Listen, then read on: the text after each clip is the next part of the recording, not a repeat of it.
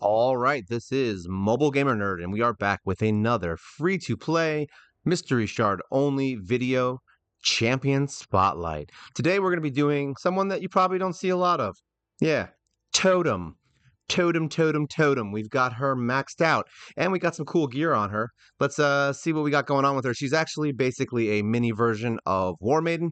So if you have her and you randomly maxed her, she was kind of worth the investment. I kind of like her. She's cool. We're going to throw her into some dungeons and see how she does. So, skills. What does she do? So, she has an A1 that attacks one enemy, has a 20% chance of placing a 2.5% poison debuff on the target for 2 turns. Also, what Maiden does. She has an attack that hits one enemy, has a 50% chance of removing one random buff from the target, places a 15% continuous heal buff on this champion for 2 turns if the buff is removed.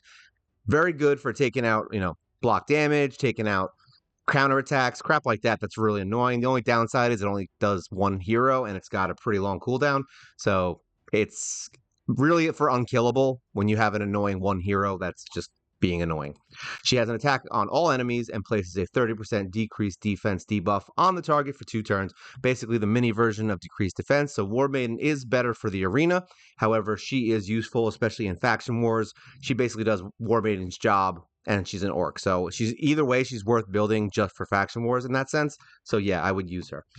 Masteries. We actually just finished her out. So we did go down the basic offense tree down to War Master because that's just the best thing to do.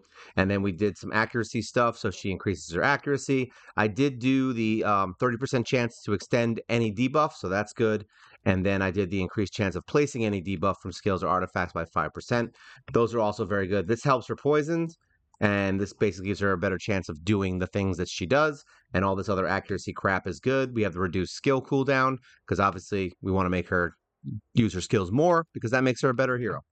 As far as artifacts, we did just get this set. I threw this on her for the Arbiter, whatever stupid show. Everyone got this set. I don't know if you got the same stats. I would assume it was random, but either way, it's plus 10% speed and resist 40, and it's nice and gold and 6-star. So I threw that on her. She did jump from 36,000 power up to 47. We did throw her in a speed boot, obviously. We've got her in an accuracy banner. We've got her in a defense amulet, and we've got her in an attack ring. This is really up to you. If you want her to do more damage, have more accuracy, whatever you want to do. I went for the accuracy route because I want her to be able to take those debuffs and strip them. So her stats, total stats right now, 30,000 HP. She's got 2,500 attack, which is kind of low, but we want her defense to be a little bit higher. She is a support hero. 227 speed, which is really fast. 98% crit rate. She's got 95% crit damage. We probably want to boost that because she actually hits pretty freaking hard. So I will eventually switch out her glove for a crit damage glove. Her resist is 162. Accuracy is 222. She's actually one of my faster heroes. I think Apothecary is faster than her, but that's we may have to start building some speed on my other heroes because she's now faster. Now, let's see what she can do. She's good for, like I said, she's good for the faction wars. I don't think we have the Orc faction open right now. Let's just double check. Oh, we actually do. Look at that. So there we go. We'll go in here. We had a trouble. This is a pain in the ass level. We're not going to do that one. So we're just going to run in here real quick. You know what? Let's try the boss. Let's see if we can beat her. Why not? All right, so we've got him at 60. Champions. Let's see. Oh, no, we don't want to do that. Let's go in here. Filter. Include vault. So here we go. These are the heroes we got. Yep, this is our 50. So let's see if we can do it. I don't know if they're going to beat this, but I do use them in here. And she's been pretty much a staple of my Orc faction team for the entire game. Just the problem here is that we have very low heroes for the rest of the team. I think I have, 250s and a 40? Or are they all 50? Nope, they're all 50. So we just got to get a couple more 60s because these guys are kind of jerks. We'll see how it goes, but what does she do? Oh, no, I'm looking at the other two to see what they do. All right, so there you go. She did 16K on her one hit. Not great, not bad. So this is where it gets bad. I remember running this on auto, and all my heroes keep dying because of these freaking bombs, and I don't have a reviver. So they're probably going to end up dying. We could fix this. All right, so the defense down. If we can do this before somebody dies. No, okay, there we go. Hopefully we can kill him. Yeah, there we go. We got him. All right, so maybe we can win this one. We'll see. Oh, I forgot it's the boss.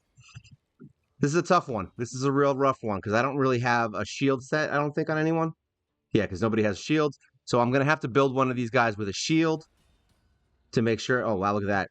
Level 60s dropped like they were a freaking cake. So yeah, F this in the A. Let's get out of here. End battle. So there you go.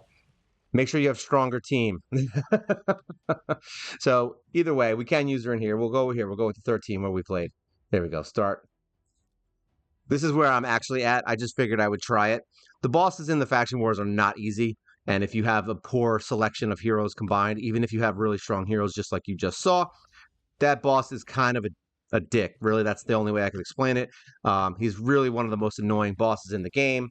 So now this is where we're going to take auto off because we have this guy right here, and we want to take him out as fast as possible because he can do the unkillable stuff. So we want to make sure that he's dead. There we go. Give some poisons. Who cares? You can revive whoever you want. We just want this guy dead as quickly as possible. Oh, he's going to do it. Here we go. We got him, I think. There we go. He's dead. Now we want to take this jerkbag out. I'm using like the worst orcs for this, so just so you know that. We'll use this skill. I think she's got some pretty strong hits. All right, double attack. And now hopefully we can kill them all. There we go. That's all we needed. Oh, auto. So now she's basically, like I said, she's good enough. She can get you through. She can remove stuff. She can drop the defense, which is good for like your nuker in here. Like if we waited to use our skills here instead of using that AoE, then you would have had her drop defense, and then you would have Galek come in and just, kill everything in one hit. And that would be the end of it. So, but she works well in here. I mean, I'm using a bunch of crap orcs outside of those two. If we're being completely honest, I probably wouldn't use any of the orcs that I'm using outside of Galek and Totem. Totem is literally the best on this team. The other ones are literally just the orcs that I happen to have for this team. I would get somebody who can do attack up, possibly someone who has a shield set on. That's really important for each wave, so you're not getting your ass murdered when you're running through the fights. So yeah, but Totem's good. She did 155k, so obviously look at this, 25,000, 20, and 20. She's doing 150, and she's a support hero, even though she's attack, and then Galek's doing most of the work. So she's here to make sure that Galek can do most of the work. So that's what she's for. Let's get out of here. Now we'll take her into Dragon. Where are we going? We're going into dungeons. Here we go, Dragon. Because Dragon's basically one of the areas that I would bring in War Maiden anyway, so we can use her in here. That's right, I was doing this. Team setup. We want Dragon 20 right here. So now this is the team we would use. We can take her out, all right, and we can put Totem in. Where is she? This is the problem that we're going to have when we start having more heroes. We just can't find the heroes we want. Here we go. Boom, start. Let's see how she performs. I think she's going to perform just fine. So basically, the only difference between her and War Maiden at this point is that you're going to get a 30% decrease instead of a 60%. So is she better than War Maiden for this kind of stuff? No, she's not. She's really mainly for faction wars, and if you have like an orcs only room or whatever, or if you're just having trouble and you need somebody who can remove or strip a kill, what is it, an unkillable buff thing? So yeah, that's really where she's going to do better, is when you have stuff like that. In that scenario, I would say the defense down is worth the 30% drop just to get that removal. You may want to consider putting her in a defense chest. I don't remember if I had her in one. We can always double check. But yeah, you might want to make her a little bit more defensive just so that she can stay alive and keep removing those buffs and things. Boom, look at that. And she'll heal herself if she actually removes it. It's a really weird skill because for some reason it very rarely works. And I mean, I just got her accuracy up to 222, so it wasn't that good before. So I'm going to say that it's probably better now. I would have to really test it out and see how she does in Doom Tower to see if it was something that was worth doing. The other thing is on auto, it's a little rough because the skill kick is like 3 turns. So the chances of you wanting, say there's someone with an unkillable and you keep dropping his turn meter, the chances of you being able to not remove it within 3 turns without getting your butt handed to you on a main wave might be a little rough. So is she good? Yes. But is she the best? No, obviously not. She's basically what you're going to use to get you through in a pinch if you have unkillable heroes and block and all that crap. She could be useful in campaign, I may consider using her in there when I do the Nightmare campaign with the what are they? Actually, I might not use her because that's three. We're three starring, but I might show her off in there just to kind of see how she does. I, it's not a fun area, and I wouldn't recommend anyone really just spend time there. It's horrible.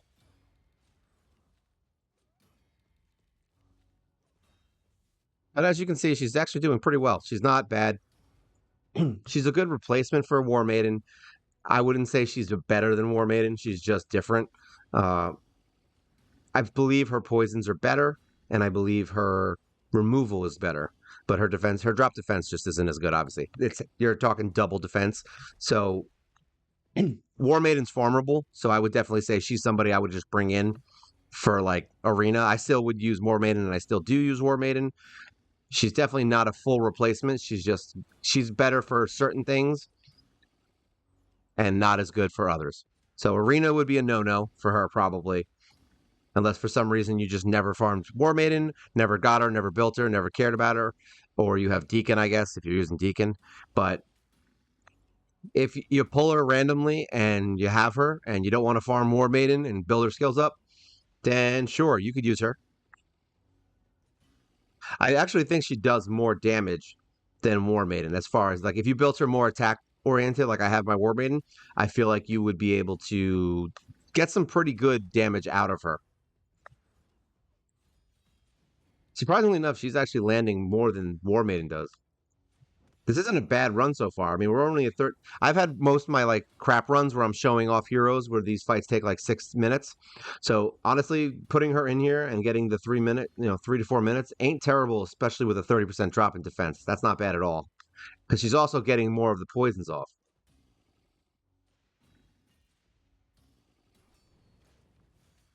Look at that. The dragon never knew what was hitting her.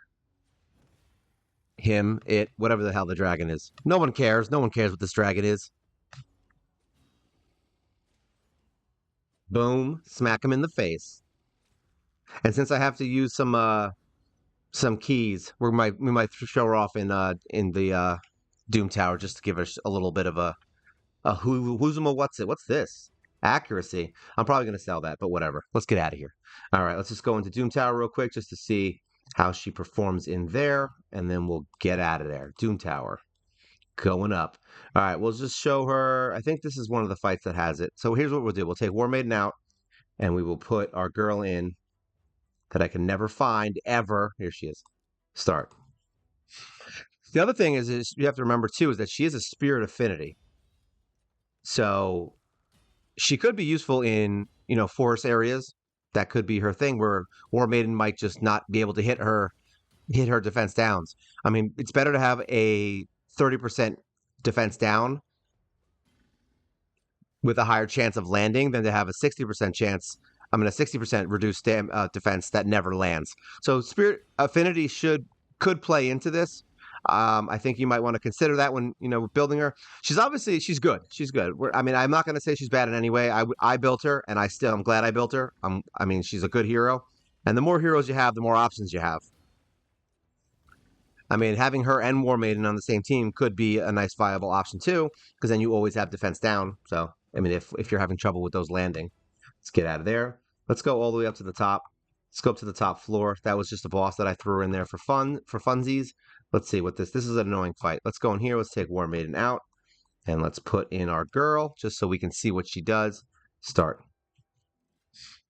Let's see how they do in here. This will be the last fight we do with her, just to see if this is a good thing. Now, there's a couple. There should be more. There's going to be more, like buffs and things I think coming out here. So now we do have Syl in here, obviously, so she's going to help keep us alive and do all that stuff. But either way, I mean, she's going to hold her own in here. She does pretty good. She has the decreased turn meter from her masteries. She has poisons. I can't really say that she's bad at all. There's definitely. Obviously, we just showed her in every area. The only place we lost was on the boss, and that's because we have a crap team in our faction wars. But if her and Galek and then a couple other really good orcs would definitely blow through there. So I'm probably going to end up... Orcs is one of my weaker factions. My level 50s are really mostly set up for like single target hitters. Like One of them is good for HP burn. One of them is good for heal reduction, and then the other one's just kind of an extra. I think that's Raider. I don't remember which one I was using. I might have fused Raider. What is it? What's that Raider? I might have fused her for the other hero yet. This was a Tree Feller, maybe. I think that's the one I have. Tree Feller. Either way, they suck. Is really what the point is. So once I build them to 60, we'll see. Because I am building those three. I still like them, but we got to get them to 60 to see if they're worth their metal.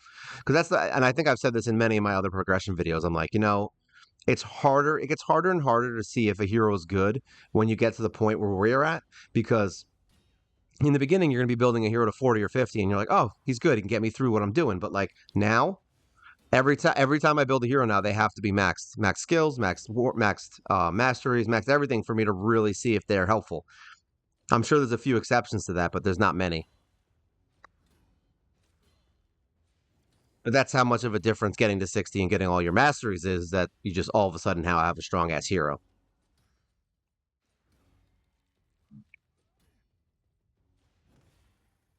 All right, say so. You can use her in Doom Tower. Look at that. Boom. Smack those beats in the face. Those beats. I said beats because I didn't want to say the itches word. All right, let's get out of here. Floor selection. Close this. There you go. Now, would I use her in Clan Boss?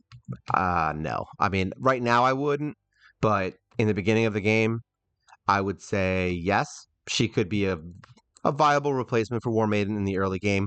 I'm not going to say that, she'd be amazing for it, but she's good enough. Let's go down here. Here we go. Let's just see real quick. I don't remember what her chest was.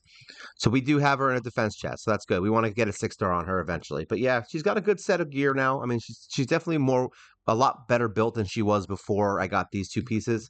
So we're good there. We just got to get this crit damage here, and she'll start doing a lot more damage, and I think she'll be a much better fit. Because she is kind of a half and half attackers. Even though she is a support hero, she's pretty freaking strong. She hits like a truck if you build her attack. I had her built with attack from the beginning, and she's insanely strong. So that's something you might want to consider. Maybe making her stronger in that respect. She might help you more, but I think defensively she might be better off at this point. Possibly even some kind of a regen set. Lifesteal wouldn't be terrible. I don't feel like, because all of her skills, I think, do an attack, right? Yes, she has an attack, and attack. So she's all attacks, support.